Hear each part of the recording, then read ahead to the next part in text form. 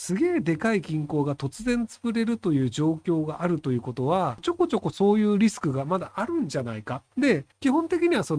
いうリスクありますよっていうのは言わないんですよ。言ったら株価暴落するからね。僕、今、口頭で話してる時もあると思うんですけど、声を一応一般的に分かりやすく言ってるつもりではあるのですが、全然それの理論は理解できんわとかっていうことがちょこちょこあるんですよね。まあ、Twitter だと140文字なので、結構何言ってんだか分からんとか理解できんみたいな結構あるんですよ。で、最近でいくと、なんかアメリカ人の人が Twitter で書いたやつで、コピー機で白紙を50枚持ってきて、コピーじゃないや、白い紙を50枚持ってきてって言われて、Z 世代の子が、そのコピー機で50枚白紙を印刷して持ってきたっていうので、わあ、賢いっていうガジェット通信の記事があって、で、それを僕、Twitter で書いたんですよ。で、アメリカの人はこれを評価するけど、日本人っていうのは、若い人のやり方が間違ってるとか、頭悪いとかっていいよねっていうので、で、まあ、これが、僕がちょっとなんでやったのかっていうのは実験もあって、あの、要は、日本人の人は一般的にそれを否定したがるんですよ。なので、なんか、うちのコピー機はカウンターがついているから、50枚印刷したら損をするとか、手動で数えた方が早いとかっていう、そういう意見が出るんですけど、要は、50枚っていうのは、いいか、こっちはねや。50枚っていうのが、じゃあ50枚だったら手動で数えた方が早いのかもしれないですけど、じゃあ317枚だったらどうなの？で、317枚を数えるのにどれぐらい時間かかりますかと。で、正確に317枚であるというのをどうやって確認しますかっていうのがわかんないんですよね。なので、時給とか考えると、それ電気代で出した方がいいんじゃないと。で、コピー機でやると、なんか細かいゴミが移ってしまって、それが良くないみたいなことを書く人いるんですけど、コピー機と書いているんですけど、これは多分、複合機でプリンターの機能があるんですよ。なので、Windows かなんかで、Word かなんか開いて、ページ番号とか出さないようにして、印刷っていうボタンを押して、で、50ページってやってポチって押すと、何にも印刷されてない紙が50枚出るんですよ。で、コピー機の前で、ずっとボタンを打ち付けてぼーっと待つわけじゃなくて、要は自分のデスクに座って、ポチポチポチってボタンを押して、適当な時間が経った後に、印刷機、コピー機のところに取りに行くと、白紙の50枚があって、はいって渡して終わるよねっていうので、すごく時間効率がいいよねっていう話なんですよ。で、これを、だから要は、ガラス面にゴミがあったらそれが映ってしまうとか、50枚だったら手で数えた方が早いっていうのは、コピー機を有効的に使う手段があるという、その新しい知見を否定しちゃってるんですよ。いや、その50枚だったら確かに手で数えた方がいいかもしれないけど、じゃあそれがその317枚だったらどうなのっていうのが、インターンの人がポチってボタンを押すんだったら、317枚でも50枚でもかかる時間は一緒なんですよ。でも50枚手で数えるのが早いよねって人も317枚だったらそれなりに5分とか10分かかるんですよ。じゃあ5分とか10分の給料を考えたらそれは印刷ボタンを押した方が得なんじゃないのっていうその状況によってこちらが賢いよねというのが起こりうるよねっていう話なんですけど、自分のやり方とか過去のやり方が絶対的に正しいっていうのを割と日本人って結構考えるんですよ。でもアメリカ人って、他にこれどんなやり方で早くできるみたいなのを結構考えるのを癖にしているっていうのが、その優秀な大学院を出てる人に多いんですよね。Y コンビデータに投資をしてもらってる、経営者の人が言ってたんですけど、これが正しいなと思ったんですけど、じゃあこのシステムを作るのに3ヶ月かかります。で、3ヶ月かかって、じゃあ1億円かかりますと。したら、その投資家の Y コンビデータって結構有名な投資家集団、ベンチャーキャピタルなんですけど、じゃあ、これを1ヶ月半でやるためには何が必要ですかっていうのを聞いてくるんですよ。要は、エンジニアが今10人で3ヶ月でなんとかなるよっていうのを、じゃあ20人にしたら1ヶ月半になるのかならないんですよ。まあ、なる場合もあるんだけど、じゃあそうじゃなくて、ここを自分たちでサーバー組み立てようと思ってるのを、これもなんか売ってるアプリケーション買ってきて、丸々使った方がよくねとか、じゃあここ別にコード書かなくて、ノーコードのアプリつけちゃえばよくねとかっていうので、時間を短縮するということに、どういうやり方があるかっていう選択肢を考えるんですよ。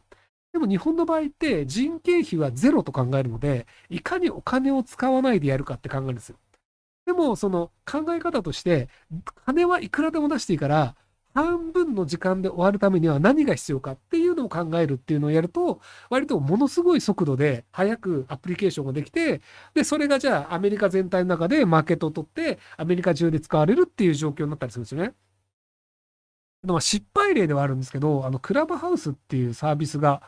去年の春ぐらいにあったと思うんですけど、で、あれがそのアンドロイド版が出ないっていうのですごい失敗してたんですけど、で、あれもアンドロイド版外注しちゃえばよかったと思うんですよね。そういう感じで、そのマーケットをいかに取るか。で、今、Twitter で Twitter スペースっていうのが残ってて、ほとんど使われてないんですけど、じゃあなんで Twitter スペースっていうのが今 Twitter に存在してるかっていうと、クラブハウスというサービスが、ひょっとしたらすげえバカ当たりする可能性があって、それで Twitter が脅かされるかもしれないっていうので、その Twitter が急いで、Twitter スペースみたいなサービスを作ったんですよ。ところが、クラブハウス自体が、全然伸びなくて、Twitter のスペースもあんまり使わなくて、なんだこれってなったって話なんですけど、あれを Android 版もちゃんと作って広げていたら、もうちょっとうまくいってたかもしれないですよね。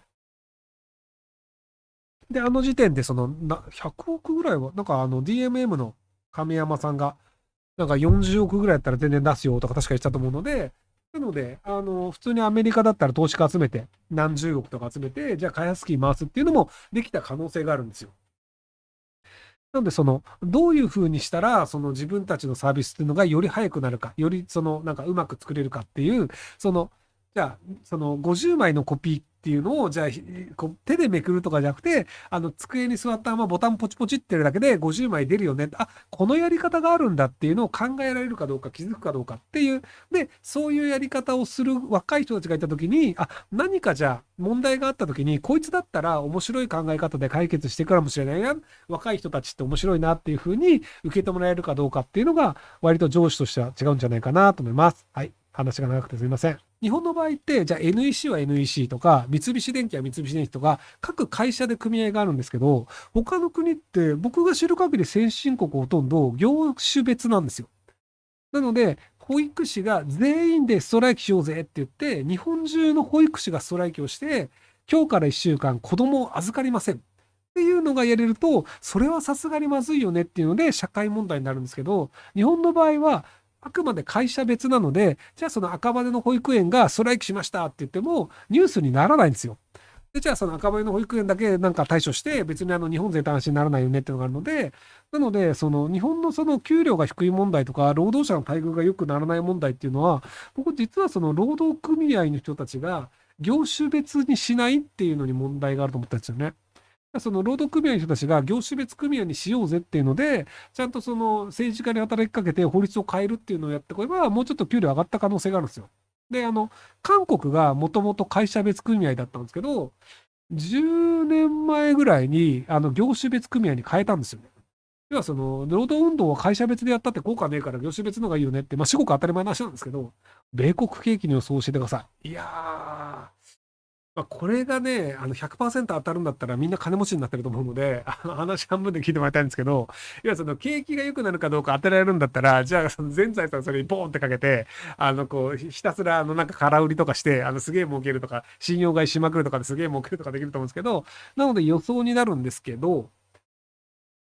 そのインフレが抑えられるのかどうかっていうのでいくと、抑えられるのではないか派閥と、やっぱり抑えられないんじゃねえか派閥っていうのに分かれていて、で、今年の前半ぐらいは結構インフレ抑えられるんじゃねえのっていうところで頑張ってたんですけど、あれ、やっぱ難しいかもっていうので、で、銀行潰れ始めたんですよね。もう3つぐらい銀行潰れましたよね。インフレで利子率高くしちゃったせいで、銀行が持たなくなっちゃったんですよ。低金利だったらなんとか持ってたんだけど、そんな高い金利だったらもううちの銀行無理っすっていうので、アメリカの銀行が3つ潰れましたと。で、クレイティ・スイスっていう世界でも結構でかいので有名な銀行が、まあ、潰れそうになって、他の富士スの、ウォーバーグだっけ ?WBS ウォーバーグ、WCB ウォーバーグあれ WB なんだっけまあね、買ってもらったっていうのがあって、なので、すげえでかい銀行が突然潰れるという状況があるということは、多分中小企業とか、そんなになんかみんなが分かってないような銀行とかでもちょこちょこそういうリスクがまだあるんじゃないか。で、基本的にはそういうリスクありますよっていうのは言わないんですよ。言ったら株価暴落するからね。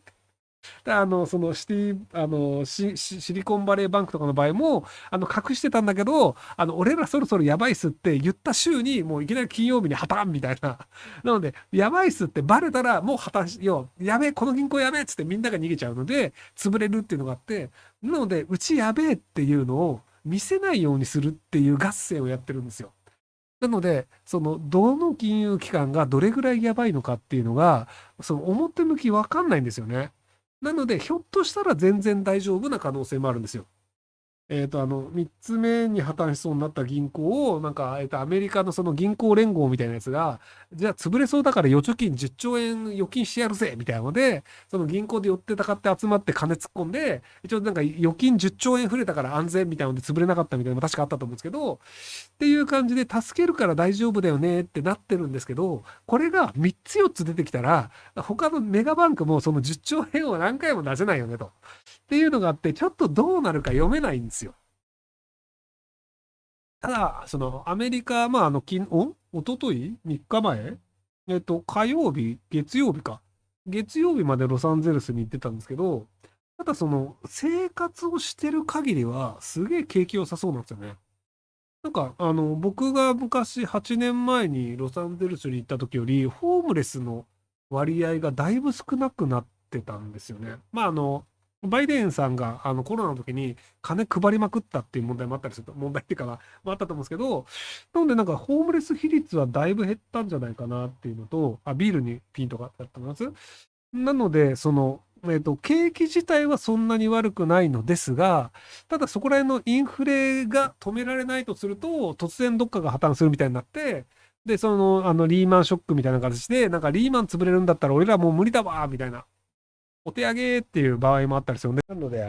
こう隠された、なんか債券、債務みたいなのがなければ、順調にアメリカ経済は成長するんですけど、ただそれをどこがどれぐらいの額持ってるかわかんないので、なんか爆弾を抱えてる状態っていうのは、なんか今後も続くんじゃないかなと思ってます。